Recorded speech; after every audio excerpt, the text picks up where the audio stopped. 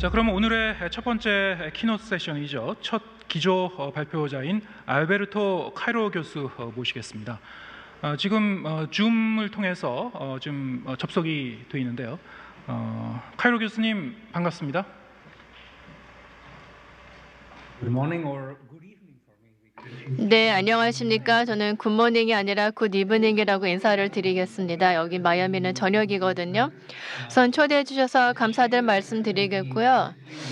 네, 직접 대면에서 뵐 수 없어서 너무나 안타깝습니다. 서울을 꼭 방문하고 싶은데요. 몇 년 전에 한국과 서울을 다녀간 적이 있었는데요. 조만간 또 서울이나 기타 지역들을 한번 또 방문할 수 있는 기회가 생겼으면 좋겠습니다. 오늘은 데이터 시각화 방법에 대해서 말씀을 드릴 텐데요. 많은 것을 얻어가시고 데이터 시각화에 대해서 해보신 적이 없으신 분이 계신다면 저희 발표를 통해서 한번 익혀가시기 바라겠습니다. 카이로 교수님의 이제 미리 준비된 발표 내용을 들으시기 전에 간단하게 카이로 교수님에 대해서 설명드리겠습니다. 이미 국내에도 데이터 시각화 영역이나 데이터 분석에 종사하고 계신 분이나 관심 있는 분들은 익히 카이로 교수님의 존함을 알고 계신 분들이 적지 않으실 텐데요. 카이로 교수님은 세계적인 데이터 시각화 전문가이시고 그리고 지난 20년간 스페인과 브라질의 주요 언론사에서 인포그래픽화 시각화 책임자로 일하셨습니다. 현재는 미국 마이애미 대학 커뮤니케이션 학부의 비주얼 저널리즘 석좌 교수로 재직하고 계십니다. 카이로 교수님의 이제 발표 후에 10분 정도의 이제 질의응답 시간이 있겠고요. 들으시면서 이제 질문 있으시면은 발표를 들으시는 도중에도 유튜브 댓글창에 자유롭게 질문을 올려주시면 감사하겠습니다. 오늘 발표의 이제 주제는 제목이 통찰력의 미학, 데이터 시각화에 더 나은 독자가 되는 방법이고요. 간단하게 좀 언급을 하셨습니다만 그래프 그리고 지도 차트, 우리 주변에 있는 많은 그 시각화 정보를 우리가 어떻게 하면 더 섬세하게 함정에 빠지지 않고 잘 소화하고 이해할 수 있는지 거기에 대한 자세한 요령을 소개해 주시겠습니다. 미리 준비된 발표 영상 함께 보시겠습니다. Hello everyone. It's a pleasure and an honor to. 안녕하십니까? 오늘 이렇게 여러분과 함께 할 수 있어서 매우 큰 영광입니다. 저는 데이터 시각화에 대해서 연구를 하고 있는 사람인데요. 저희 최근 서적도 How Charts Lie, 숫자는 거짓말을 한다, 통계와 그래프에 속지 않는 데이터 읽기 힘이라는 책을 통해서도 말씀을 드렸는데요. 한국에서 조만간 런칭이 되고 아니면 이미 런칭이 됐나요? 이 책이 나올 것으로 보고 있습니다. 늘 데이터 시각화는요, 언론에게도 매우 도움이 될 것 같습니다. 이 책 제목은 사실 오해하기 쉬운데요. 그래프를 통해서 거짓말을 한다는 게 아니라 오히려 진실을 밝히고자 하는 거죠. 궁극적으로는 통계와 그래프 속에 있는 데이터를 어떻게 정확하고 잘 읽을 것인가, 언론에게 매우 필요한 스킬을 얘기를 하고 있습니다. 오늘날 시각화자로 굉장히 많죠. 지도, 그래프, 차트, 데이터를 여러 가지 형태로 여러 가지 영역에서 보여주고 있습니다. 비즈니스 분석, 과학 분야뿐만 아니라 뉴스 매체에서도 점점 많이 활용이 되고 있습니다. 미국 같은 경우는 뉴욕타임스, 워싱턴 포스트, 퍼블리카, 538, 악시오스, 영국에서는 파이낸셜 타임스와 같은 많은 언론기관에서 이런 시각화를 도입을 하여서 정보를 독자에게 효율적으로 제공하고자 하는 메커니즘을 활용하고 있습니다. 이 시각화는 마술이 아닙니다. 누구나 설계하고 만들 수 있는 겁니다. 수많은 오픈소스 무료 툴이 있어서 이를 활용을 해서 시각화 자료를 만들 수가 있습니다. 이 외에도 시각화 자료를 만들 때 주요 원칙을 알아두는 것도 중요하다는 점을 말씀을 드리겠고요. 그 점이 바로 오늘 강좌의 핵심이 되겠습니다. 어떤 기업들은 데이터 시각화에 굉장히 많은 투자를 하고 있습니다. 왜냐하면 애널리틱스 등에서 분석을 해보니 이런 데이터 시각화를 통해서 전달하는 것이 가장 호응이 좋은 기사라는 결과가 나오고 있습니다. 워싱턴 포스트 같은 경우는요. 이 조회수가 가장 많았던 워싱턴 포스트의 온라인 게재 기사 7건 중에서 6건이 그래픽스 부서에서 만든 시각화 자료였던 것이었습니다. 워싱턴 포스트의 7개 중 6개의 온라인 기사 중 기사가 그 그래픽스 팀에서 만든 것이었습니다. 바로 코로나 이전에 시각화 자료로 게시가 된 것으로 가장 널리 읽혔던 것이 바로 이런 기사입니다.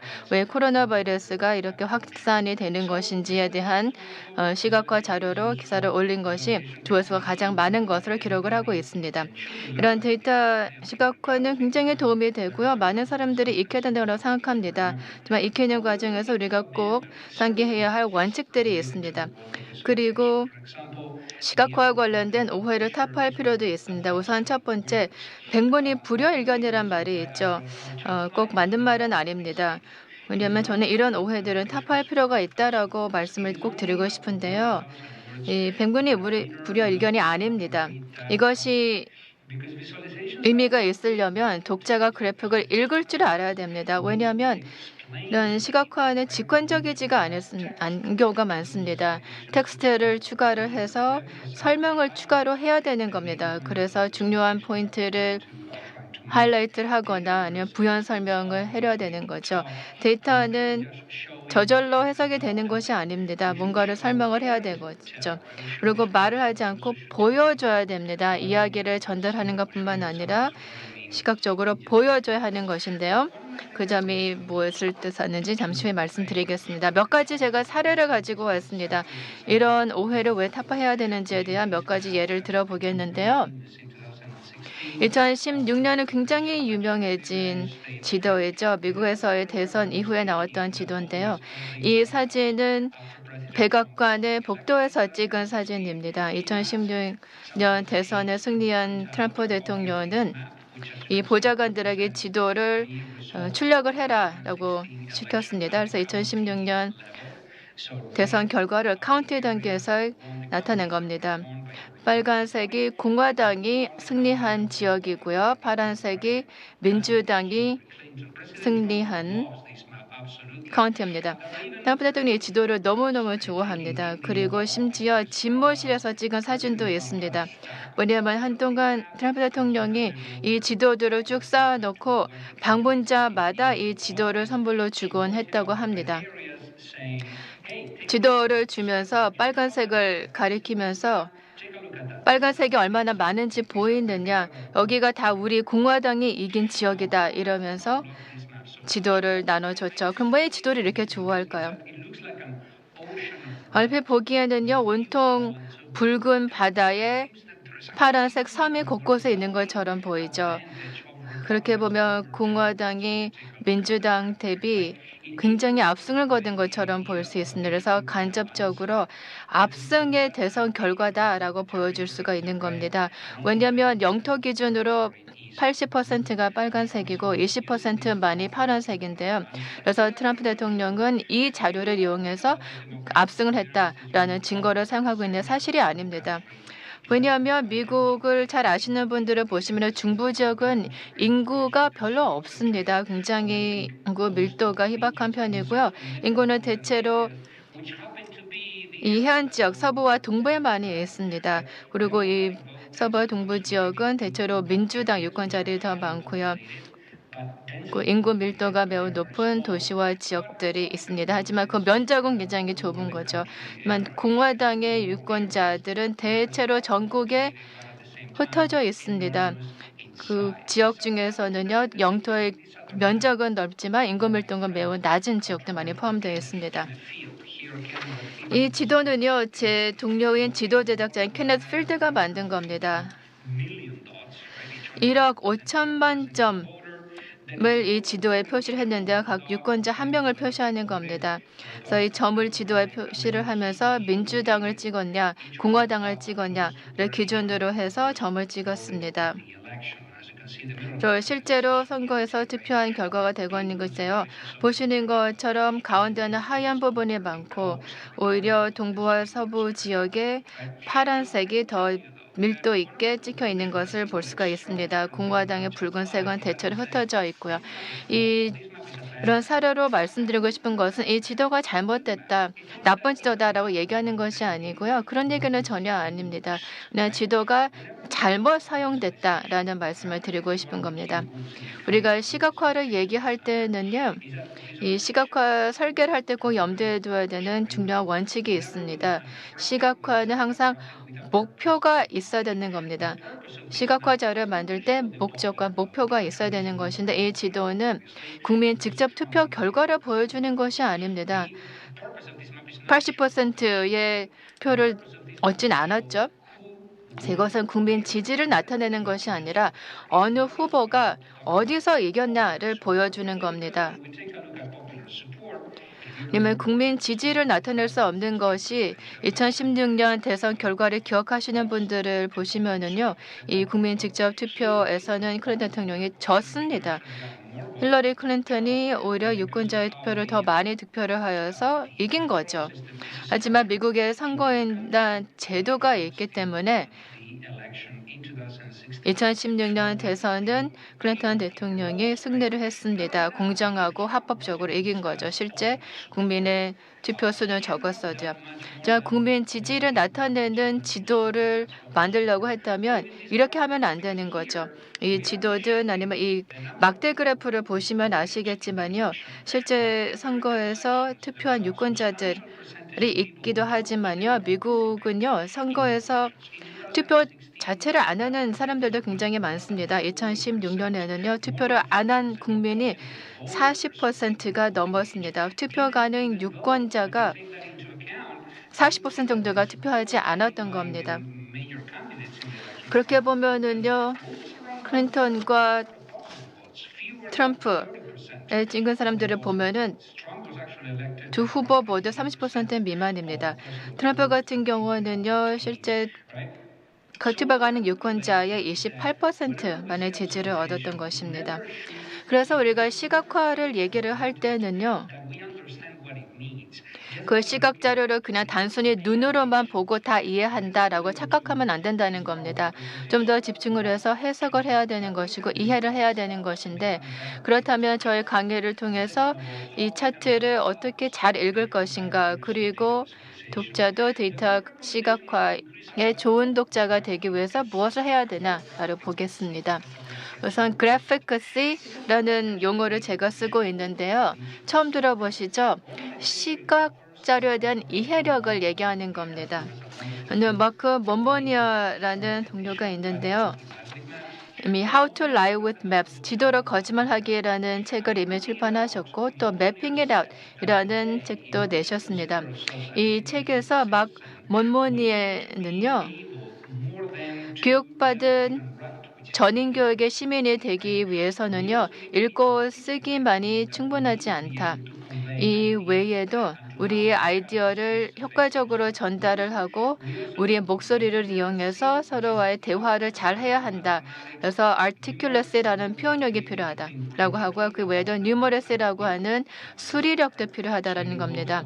숫자를 잘 이해를 하고 통계적으로 생각하고 수학적으로 생각하고 과학적인 사고, 논리적인 사고, 철학적인 사고 등등도 필요하다라고 얘기를 하고 있고요. 그래서 이의 연장선으로 그래피커시, 즉 시각적으로 생각하는 것을 얘기하고 있습니다. 모두 학교에서 가르칠 수 있는 영역이고요. 우리가 저널리즘에서 일을 하면서 우리가 할 수 있는 일은요. 이런 겁니다. 바로 독자들이 그래피커시 능력을 향상시키기 위해서는 그래픽만 보여주는 것이 아니라 우리 자신을 그래픽 앞에 보여주면서 설명을 추가해야 되는 겁니다. 이런 그래프의 컨텐츠만을 보여주는 것이 아니라 읽는 방법을 설명해야 되는 거죠.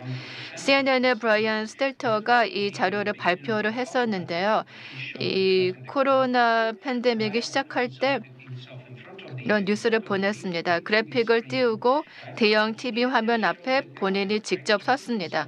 이런 그래픽을 단순히 보여주는 것에 그치는 것이 아니라 시청자들을 대상으로 해서 이 그래픽 자료를 어떻게 읽어야 할 것인지 설명까지 해주고 있습니다.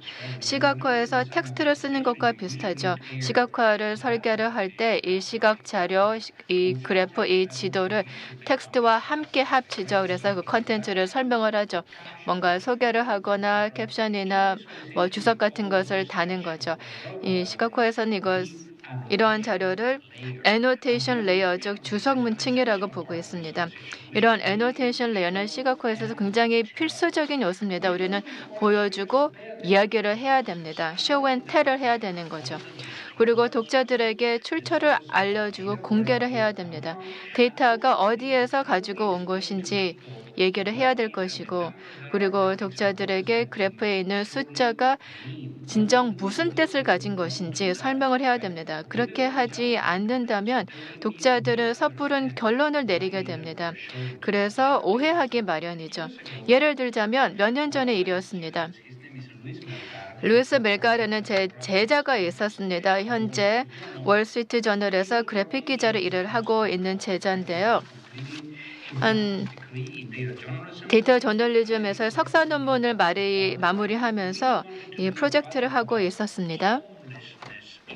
프로젝트 주제는 미국의 플로리다 주에서의 홈리스를 연구하고 있었습니다. 즉 학생층 가운데 홈리스 인구를 조사하고 있었는데요. 그래서 플로리다 주정부로부터 데이터를 받았고 시각화 자료를 만들었습니다. 그래서 이걸 가지고 제게 찾아왔죠. 제가 보고 깜짝 놀랐습니다. 특히 이 두 자료를 보면은요, 이게 플로리다의 지도고 제가 이 남쪽에 살고 있는데요. 표시되어 있는 것이 다 카운티입니다. 색상은 이 카운티에서 홈리스인 학생 비율을 나타내고 있는 겁니다. 보시는 것처럼 어떤 카운티 같은 경우는 홈리스 학생이 6천 명이 되는 경우도 있습니다. 그리고 학생의 20% 이상이 홈리스인 경우도 있었습니다. 정말 충격적입니다. 어떻게 5명 중에 1명의 학생이 홈리스냐, 즉 노숙자냐라고 제가 물었죠. 그랬더니 제 제자가 이렇게 얘기했습니다. 이렇게 강력하게 반응하시는 이유는요, 플로리다 주 정부가 홈리스의 정의를 어떻게 내리는지 교수님께서 모르셔서 그러는 겁니다. 라고 하더군요. 제 생각에는 홈리스라고 하면 집이 없는 노숙자를 생각을 하게 되는데요. 플로리다의 주정부는요, 정의가 다릅니다. 홈리스라고 하면 영구 거주지가 없는 자로 정의가 되어 있는 겁니다. 그래서 학생이 여러 번 1년 중에 이사를 가야 한다거나 뭐 경제력이 부족을 해서 같은 집에 내내 살지 못하거나 그래서 1년에 3번 정도 이사를 해야 된다라고 한다면 플로리다 주정부의 정의에 따르면 자동적으로 홈리스다라고 분류가 되는 거죠. 왜냐하면 영구 거주지가 없기 때문이죠. 그래서 이처럼 독자에게 데이터를 보여줄 때 데이터의 출처를 공개할 뿐만 아니라 이 경우는 이제 플로리다 주정부죠. 그것과 덧붙여서 우리가 측정하는 매트릭스의 진정한 뜻이 무엇인가를 봐야 됩니다. 이걸 얘기해 줍니다. 홈리스의 뜻이 무엇인가 이 스토리에서 공개를 해야 되는 것이죠. 그렇지 않으면은 저처럼 이 그래픽스를 보고 충격을 받고 섣부른 결론을 내리게 됩니다. 무엇을 지금 보고 있는지 명확하게 설명을 할 필요가 있죠. 그래서 우리가 그래픽을 읽거나 아니면 설계를 할 때마다 왜곡과 누락되는 부분을 확인을 해야 됩니다. 또 하나 예는요. 2013년에 RTVE는요. 스페인의 공영방송국인데요.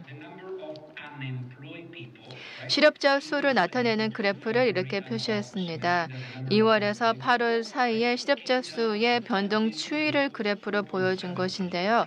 500만 명에서 470만 명으로 줄어들었다라고 보여주고 있는데요. 이 기자 같은 경우는 이야기를 전달하면서 긍정적으로 스핀을 했습니다. 이렇게 실업률이 개선이 되고 있고 뭐 등등등 이런 얘기를 했는데 맞는 얘기일까요? 왜냐하면 사실 이걸 들여다보면은요. 굉장히 흔한 일반적인 현상입니다. 즉 유리한 것만 취사 선택을 하는 체리 피킹의 단적인 예죠. 왜냐면 제 모국인 스페인을 보면은요, 이 취업자 수나 실업자 수가 계절적인 패턴을 가지고 있는 계절성을 가지고 있습니다. 스페인의 경제의 큰 부분은요, 관광업에 의해서 성장을 하고 있는 겁니다. 아시는 것처럼 관광업은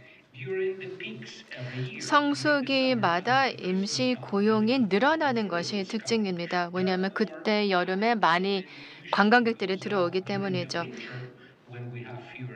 그리고 관광객 수가 줄어드는 겨울에는 또 고용률이 줄어듭니다. 그래서 실업률은 겨울에 올라가고 여름에 내려가는 것이 매년 반복되는 동향입니다.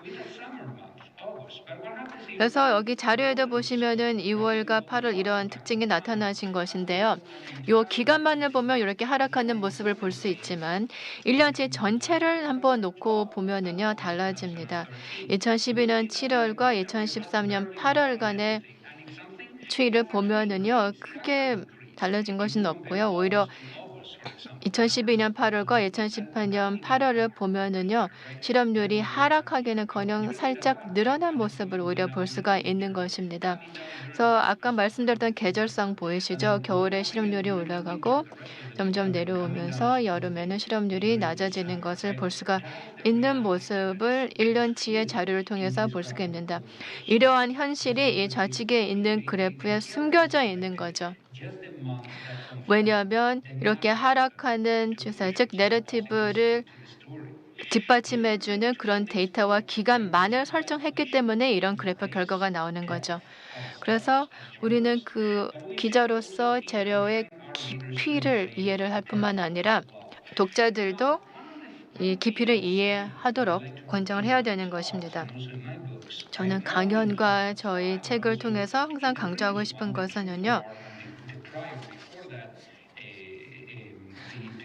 Truthful Art, Functional Art 이런 책도 한국 시장에서 출판이 된 것으로 알고 있는데요. 이 책들을 보면은 제가 이런 얘기를 합니다. 저널리즘이나 시각화의 목적은 간소화, 단순화시키는 것이 아니라 명확화하는 겁니다. 다시 한번 설명을 드릴까요? 이 차트는 다시 보시죠. 미국에서의 살인율을 나타내는 것입니다. 10만 명 기준으로 한 것이고요. 보시면 80년대 많이 올라갔죠. 쌀벌했던 시대이긴 했습니다. 그러다 90년대에 하락했습니다. 그리고 최근을 4년간 보면 다시 미국 내 살인율이 상승하고 있습니다. 이런 곡선이 계속해서 현재까지 상승하고 있는 모습입니다. 그래서 독자 입장에서는요.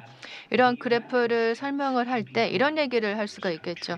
미국이 점점 더 위험해지고 있는 나라가 되고 있다라고 할 수 있겠는데 사실이 아닙니다. 왜냐하면 미국에서의 대부분의 지역은 꽤 안전합니다. 미국의 모든 동네나 모든 마을을 다 좌표로 나타내게 되면은요. 살인율은 꽤 아래에 낮게 나와 있습니다. 국가 평균보다 낮은 지역들이 훨씬 많죠. 하지만 문제는 미국 내에서 몇 지역과 도시는요. 굉장히 폭력 수준이 높아져서 굉장히 위험도가 올라간 지역들이 있다라는 겁니다. 여기서 표시하기조차 힘들 정도로 굉장히 높게 올라가 있기 때문에 차트를 벗어나는 수준까지도 폭력과 살인율이 높은 지역도 있습니다. 그래서 단순화가 무엇이며 명확화가 무엇인지 다시 한번 구분할 필요가 있습니다. 단순화시키는 것을 보면은 여기서는 국가 평균을 얘기를 하면서 중요한 디테일을 누락하고 얘기를 해주지 않는다는 겁니다. 즉 소수이긴 하지만 몇 곳의 도시와 지역은요 이런 국가 평균의 왜곡을 가져오는 그런 통계치가 있다라는 겁니다. 그래서 단순화시키고자 할 때는 이것이 큰 문제가 없겠습니다. 틀린 얘기는 아니기 때문이죠. 하지만 이런 추가 설명 없이 그리고 이런 데이터의 실정에 대해서 잘 모르는 독자일 경우에는 섣부른 결론을 내릴 수가 있습니다. 즉 미국이 점점 더 위험해지고 있구나라고 오해할 수 있는 거죠. 그래서 이 스토리를 좀 더 명확하게 할 필요가 있습니다. 그렇게 되면 우리가 다루는 숫자를 좀 더 깊이 있게 파고 들어가야 된다는 겁니다. 그리고 마지막 다섯 번째 권고안은요. 과잉 해석을 피해라라는 겁니다. 예를 들어서 홈레스 지도를 보면서 제가 섣부른 결론에 도달했던 것처럼 독자들도 그래픽이 의도한 대로 읽어야 된다라는 겁니다. 그 외는 다 빼고요. 그것을 보시면은 삼포도인데요. 이 삼포도는 두 변수 간의 상관관계를 나타내는 그래프이죠. 각 점이 국가를 상징합니다. X축은 1인당 연 담배 소비량이고요. 그래서 오른쪽으로 갈수록 소비량이 많아지는 겁니다. 그리고 Y축은 기대 수명을 연으로 표시를 하는 겁니다. 위에 올라갈수록 기대 수명이 더 높다라는 것이죠. 이 그래프를 추가 설명 없이 독자에게 보여준다면 독자는 이런 결론을 내릴 겁니다. 더 많이 담배를 피울수록 더 오래 살 거다라는 결론을 내리게 됩니다. 그럼 굉장히 위험하죠. 여기서 우리가라고 얘기를 할 때 우리가 누군가요? 나라고 생각을 할 수가 있겠는데요. 담배를 많이 피면 오래 산다? 건강에 나쁜 거 누구나 다 아는 것인데 말이 안 되는 거죠. 그렇다면 데이터가 잘못된 건가요? 아니, 데이터는 문제 없습니다. 여기서의 어려운 점이라고 하면 이제 많은 오류와 패러독스가 데이터를 다룰 때 나타난다는 겁니다. 우선 첫 번째 여러분들이 많이 들어보신 것이 이 상관관계는 인과관계가 아니다라는 말일 것입니다. 한 변수가 다른 변수와 상관관계가 있다고 해서 한 변수가 다른 변수와의 인과관계를 있거나 원인이 된다라는 얘기는 전혀 아닐 수가 있는 겁니다. 즉 담배 소비량이 높을수록 기대 수명이 높다라는 상관관계가 있으나 인과관계는 분명 없음을 알 수도 있습니다. 하지만 저와 같은 언론인, 여러분과 같은 언론인들이 흔히 볼 수 있는 또 하나가 있습니다. 생태학적 오류, ecological fallacy라는 것이 있습니다. 이 생태학적 오류라는 것은요. 뭔가를 추론을 하고 뭔가를 알아내려고 할 때 한 층에서 데이터를 통합을 함으로써 다른 레벨의 데이터를 해석을 하려고 하는 겁니다. 좀 복잡해 보이지만 이렇게 쉽게 말씀드리겠습니다. 이 담배 피우는 것 관련해서 나에게 담배 흡연이 좋은 것인지 개인 차원에서 보는 거죠. 하지만 이 자료는요. 점이 말씀드린 대로 개인이 아니라 국가입니다. 그래서 통합하는 레벨이 다른 겁니다.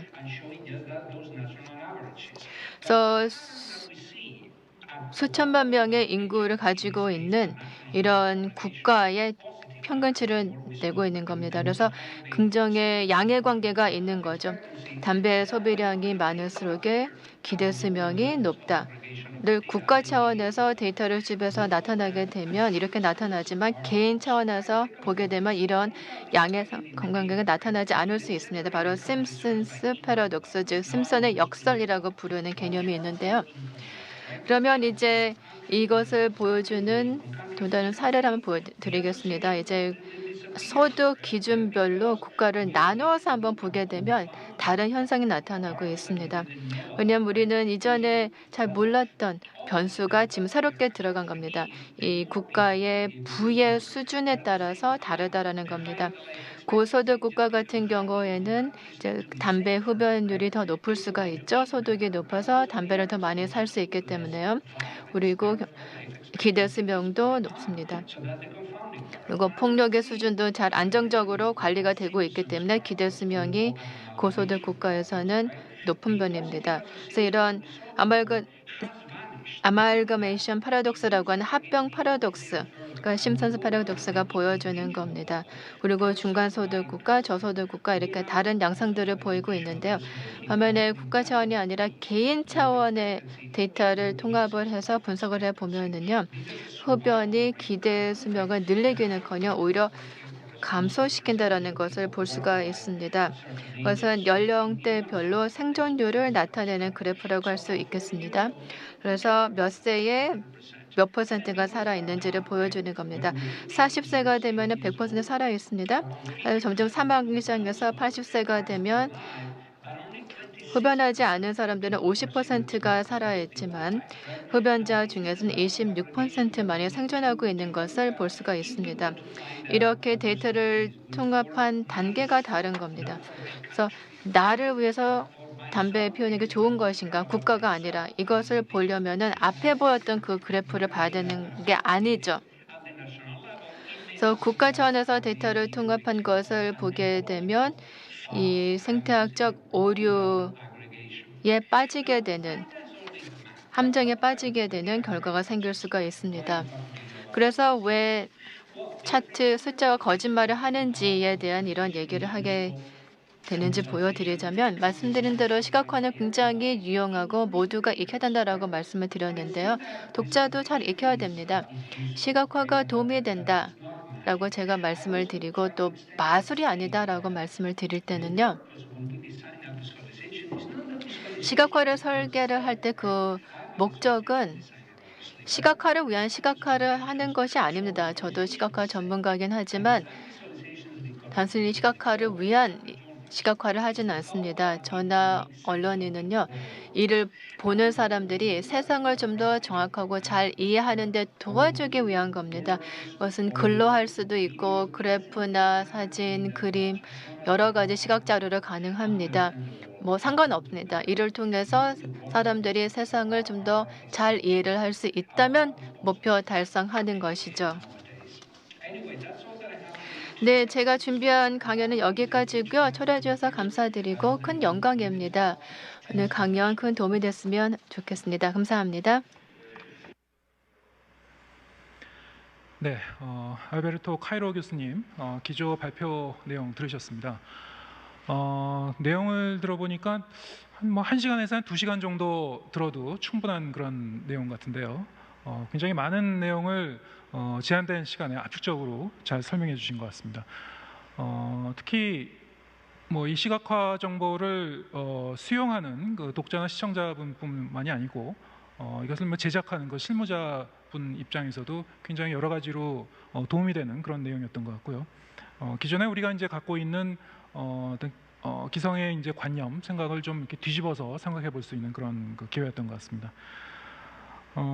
지금 발표를 듣는 도중에 많은 분들이 유튜브 댓글을 통해서 이제 질문을 올려주셨는데요. 저희가 이제 제한된 시간 때문에 다 전해드리진 못할 것 같고요. 그 중에서 한 5개 정도의 질문을 저희가 추려봤습니다. 대부분 실무자 입장에서 어떻게 좀 현실적으로 이 일을 하는 과정에서 접근할 것인가에 대한 그 굉장히 좀 실용적인 그런 질문들이 많았습니다. 제가 하나하나 좀 소개해드리겠습니다. 첫 번째 질문은요. 데이터 시각화가 개발자, 현장 취재기자 그리고 디자이너의 총협업을 통해서 이루어지는 것으로 알고 있는데 이런 경험을 통해서 그러니까 알베르토 카이로 교수님의 이제 경험을 통해서 각자의 그 역할과 비중에 대해서 조언의 말씀 부탁드린다는 그 질문이 있었습니다.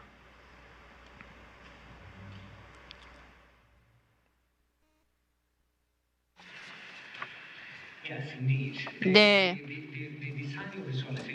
시각화의 설계는요, 팀워크의 결과입니다. 한 사람의 결과물이 아닙니다. 물론 이 프로젝트의 복잡성에 따라서 다르겠지만요. 저도 혼자 한 것도 있었습니다. 단순한 막대 그래프나 데이터 맵 같은 경우를 만드는 경우라면 저 혼자 할 수 있습니다. 타인과 협업 없이요. 하지만 조금 더 야심찬 프로젝트, 언론에서 주로 다루게 되는 그런 프로젝트를 하려면 여러 사람이 합류하는 여러 스킬셋을 기여하면서 협업을 해야 되는 겁니다.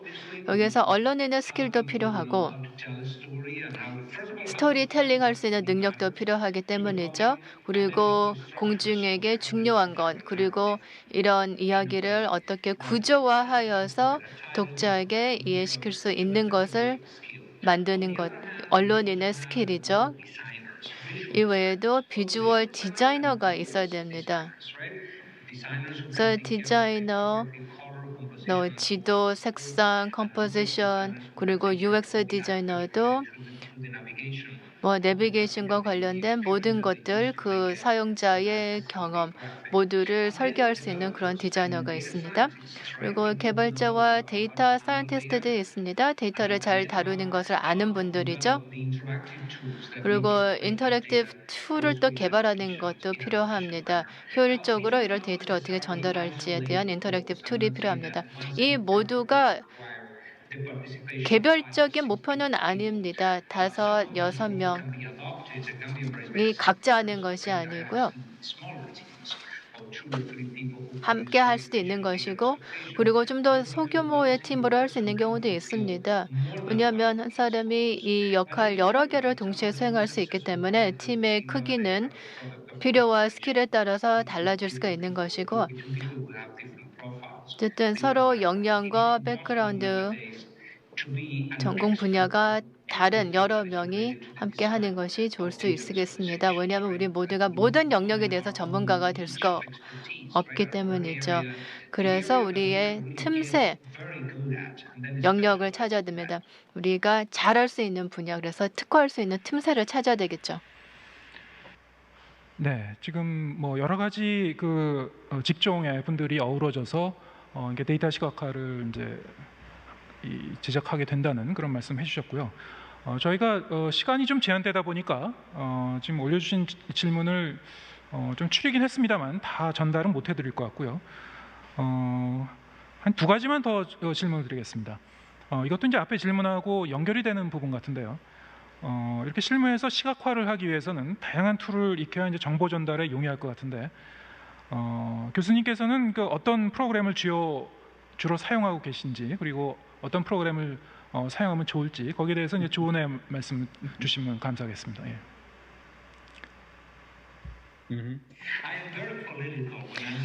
네, 저는 이런 질문에 대한 대답을 할 때는 좀 정기적으로 조심스럽게 해야 될 것 같습니다. 가장 좋은 툴은 일을 효과적으로 끝내는 툴이다라고 말씀드립니다. 그래서 여러분이 사용하기 편한 것, 그걸 쓰면 됩니다. 저도 제가 편한 거 있고, 저도 아도비 일러스트레이터 디자인 툴이죠. 여전히 쓰고 있고, R 프로그래밍 랭귀지도 쓰고 있고요. 이 외에도 다양한 툴을 씁니다. 브라우저에 쓸 수 있는 데이터 래퍼라는 툴을 쓰기도 하고요. 플로리시라는 툴도 사용하기도 합니다. 그래서 여러 종류를 사용을 하고 있습니다. 하지만 이런 툴을 말씀드릴 때는요, 가장 베스트다라고 말씀드리는 것이 아니고요. 그냥 제가 즐겨 사용하는 툴이다라는 거고요. 여러분이 하고자 하는 일을 할 수 있는 툴이면 되는 거고요. 선호하는 게 있으면 그냥 사용하시면 됩니다. 왜냐하면 오늘날 툴의 종류가 굉장히 방대하기 때문에 풍부하고 계속해서 늘어나고 있죠. 과거에는 자바스크립트, B3, 기타 라이브러리를 이용을 해서 인터랙티브 데이터 시각화를 만들었었는데 이것이 표준이 되기도 하고 있지만 그거 마음에 들면 계속하면 됩니다. 자바스크립트가 나에 맞다. 그러면 그대로 하시면 됩니다. 네. 이 툴에 대해서는 여러 가지 선택지가 많으니까요. 지금 교수님 말씀하신 대로 각자의 이제 상황과 필요에 따라서 잘 선택해갖고 사용하시면 될 것 같고요. 다음 질문 드리겠습니다. 그래피커시에 대해서 이제 계속 언급을 하셨는데요. 데이터의 이제 해석에 대한 언급을 계속 하셨고요. 지금 이런 말씀하신 내용들을 이제 참고하더라도 이 시각화 자료를 이러한 것을 이제 참고해서 제작을 할 때 로 데이터부터 이제 시각화 자료의 이제 소개까지의 과정에 대한 그 작업의 인테그리티를 어떻게 대중에게 이제 증명해야 될지 궁금하다는 그런 질문도 있었습니다. 이 부분에 대해서도 좀 조언해 말씀해 주시죠. 예.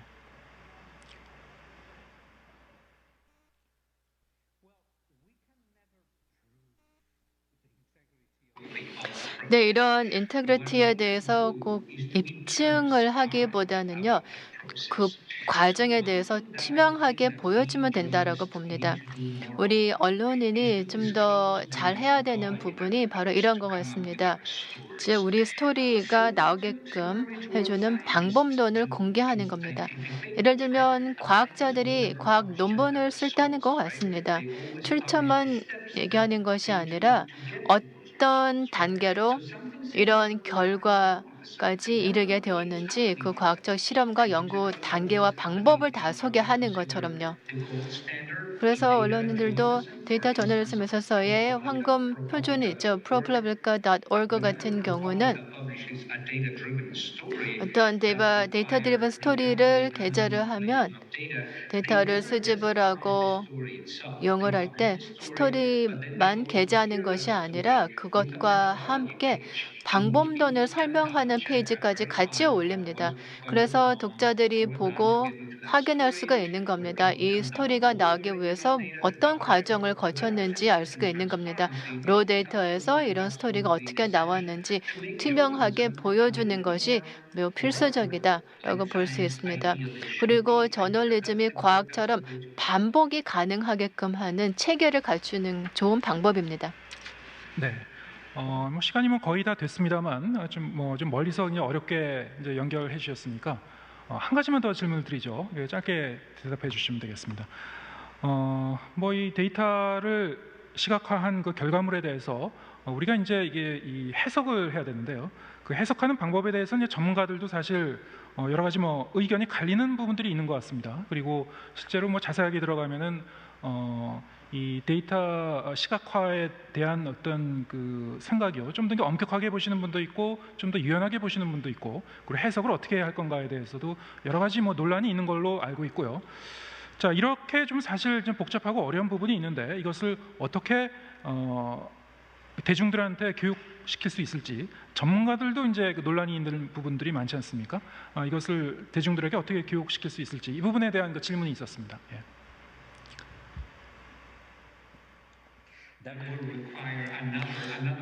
네, 그렇게 되면 또 한 책을 또 써야 되겠는데요. 저는 장기 전략의 힘을 믿는 사람입니다. 그러니까 이야기를 퍼블리시를 하고 또 이야기가 나오기까지 특정 방법론을 사용을 하고 또한 컨셉과 아이디어를 연구를 했다면 그 스토리에 그 컨셉을 설명하면 됩니다. 예를 들면 뭐 최근 4, 5, 6년 동안 미국에서의 언론 기관은요, 대선의 전망을 미리 알려주죠. 사실 이런 이야기는요, 이런 전망 예측 모델이 어떻게 사용이 되는지를 설명해 주는 겁니다. 그런 설명을 하기 위해서는 특별한 용어를 써야 되겠죠. 예를 들어서 불확실성과 관련된 용어, 이 불확실성을 어떻게 설명할 것인가. 어려울 수는 있지만 독자에게 설명을 해야 되는 겁니다. 우리가 꼭 해야 되는 일이죠. 그래서 하루아침에 가능한 것이 아니라 장기적인 전략과 과정입니다. 이 독자의 이해의 폭을 넓히기 위해서는 이런 설명이 꼭 필요합니다. 그래서 제가 강연에서도 애노테이션 레이어라고 하는 주문석 단계를 강조했습니다. 단순히 그래픽을 보여주는 것에 그치는 것이 아니라 이야기를 하고 설명을 해야 한다는 겁니다. 물론 해석에 대해서도 여러 가지 의견이 있다라는 건 말씀을 해주셨습니다. 그리고 뭐 어느 의견이든 다 증거가 있긴 마련이고 또 전문가의 설명이 다 필요하다라는 것이 있습니다. 이런 과정을 거치는 것만으로도 공중에게는 세계를 이해하고 세상을 알아가는데 통계가 필요하다. 뿐만 아니라 동시에 이런 통계치는 해석이 필요하다는 것을 전달하는 겁니다. 그리고 이런 해석은 서로 충돌하는 경우도 있을 수가 있습니다. 전혀 문제 없습니다. 그렇게 해서 지식이 발달하는 겁니다. 대화든 뭐든 생각의 충돌을 통해서 결론에 도달하는 거죠. 네, 오늘 말씀 나누면서 이 데이터 시각화를 제작하고 이해하는 데 있어서 우리가 얼마나 많은 또 요소들을 좀 깊이 이해하고 생각해야 되는지 새삼 깨달을 수 있었습니다. 그래피커시라는 그 단어를 계속 쓰셨는데 이게 뭐 교수님께서 이 고안하신 만드신 이제 용어 같은데요. 조만간 뭐 영어 사전에도 이런 단어가 이제 올라가지 않을까 그런 생각을 해보겠습니다. I wish. 예. 지금 플로리다에서 연결하셨는데 그쪽은 이제 그 밤 시간일 텐데요. 이렇게 멀리서 이렇게 연결해 주신 부분에 대해서 다시 한번 깊은 감사의 말씀드리겠습니다. 카이로 교수님과의 대화는 여기까지 하고 마치겠습니다. 감사합니다.